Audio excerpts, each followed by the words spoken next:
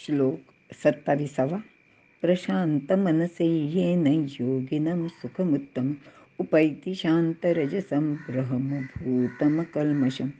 अर्थ, याप्रमाणे ज्याचे मन शांत रजोगुणविरहित व निष्पाप झाले आहे, त्या ब्रह्मरूप झालेल्या योग्याला उत्तम सुख निश्चयाने प्राप्त होते, असे भगवंत अर्जुनाला सांगत आहेत.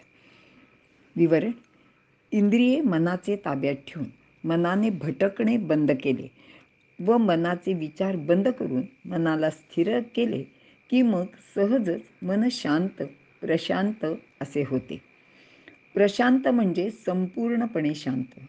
यावेळी मनात कोणत्याच विचारांचे तरंग अथवा खळबळ उठत नाही किंवा शिल्लक राहत नाही. मनाची शांती बिघडायला विचारच प्रामुख्याने कारणीभूत असतात. इंद्रिय विषयांची मनातील आसक्ती हे शांती ढळण्याचे मुख्य कारण आहे. ही कारणे नाहीशी झाली की मग मन आपोआपच शांत होते. मनाची ही शांती आपण अनुभवू शकतो. मन शांत नसेल तर विचाराचे काहूर मनात माजलेले असते आणि मग त्यामुळे माणूस स्वाभाविकच अस्वस्थ होतो.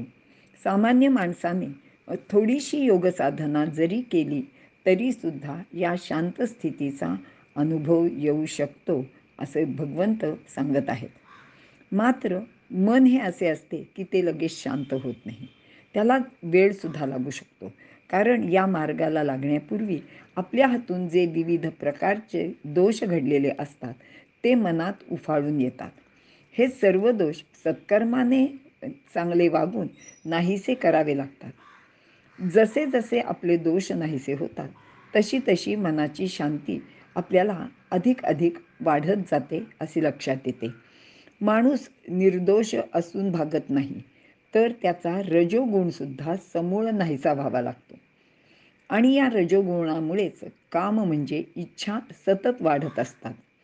आपण दुसऱ्या अध्यायात अभ्यास केलेला आहे की काम एष क्रोध एषो रजोगुण समुद्भवः. तिसऱ्या अध्यायातली हा श्लोक आहे. त्यामुळे ऐश्वर्याची व उपभोगाची इच्छा बळावते.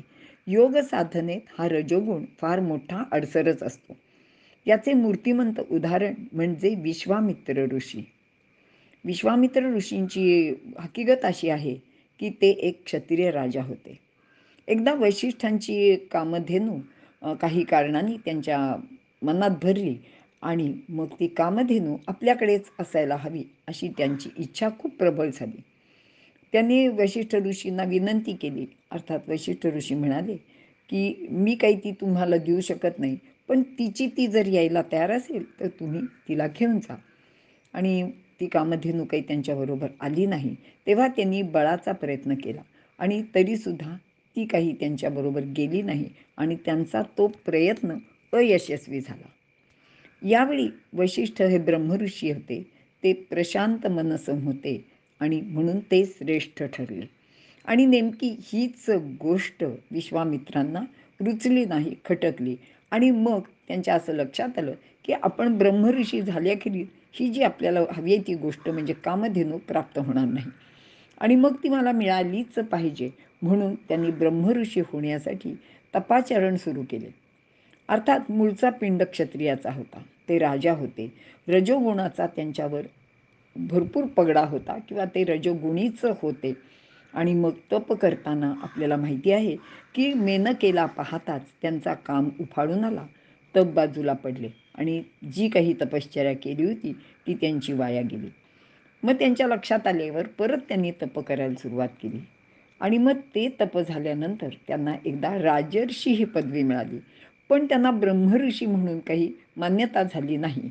आपल्याकडे मी अगदी आपलं रोजच्या ह्याच्यातलं अलीकडच्या काळातलं उदाहरण देते की त्यांना ग्रॅज्युएट ही पदवी मिळाली, पण पोस्ट ग्रॅज्युएशन किंवा डॉक्टरेट मिळाली नव्हती.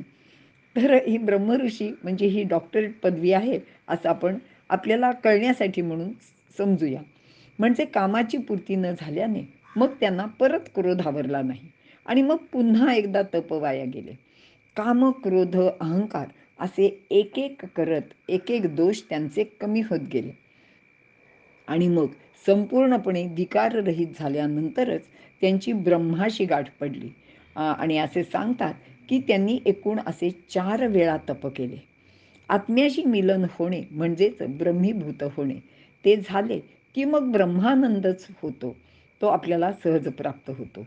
जो सर्वात उत्तम असा आनंद आहे.